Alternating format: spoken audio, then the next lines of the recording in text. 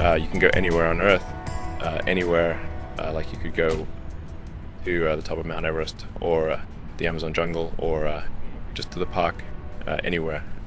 So I think we've explored the boundaries, at least the physical boundaries of Earth, quite thoroughly. And so, right now we've got four methods of terrestrial transport. We've got trains, planes, boats, air, bicycles, cars, and skis. And what if like there was a fifth mode? I've got a name for it. It's called the Hyperloop. Imagine a cross between a Concorde and a railgun. Imagine a cross between Concorde and a railgun and a jet ski. Cross between Concorde, railgun, jet ski, and a frog. So the most important thing that has to happen is like the transition of transportation to electric. The ideal long-distance transportation mechanism is a hypersonic vertical takeoff and landing electrogravitic air hockey table. And then there's a special case with cities that go below 500 miles in distance and have a lot of travel between them, because then once the distances get long, the percentage starts to decline. And where the amount of time an aircraft takes to descend or ascend or hover, which is most of what they do on a 5 million mile trip. In that case, it makes more sense, both in terms of efficiency and range, to simply just take the bus or walk or jog the rest of the way. I think everywhere else or somewhere else, maybe the Hyperloop could be useful, but probably not.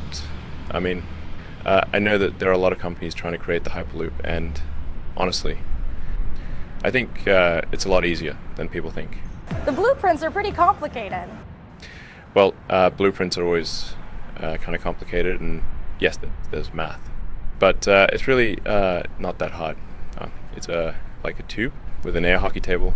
It's just a low pressure tube with a pod in it that runs on air bearings, air skis, with an air compressor on the front and the back and the side. That's taking the high pressure air buildup on the nose and pumping it through the air skis to a hypersonic vertical takeoff and landing electrogravitic hyperdimensional air hockey table with another pod underneath a row of air compressors running in a vacuum, pumping most of it back through to the dilithium reactor that uses the ushers in effect to tie everything back causally to the original point of departure.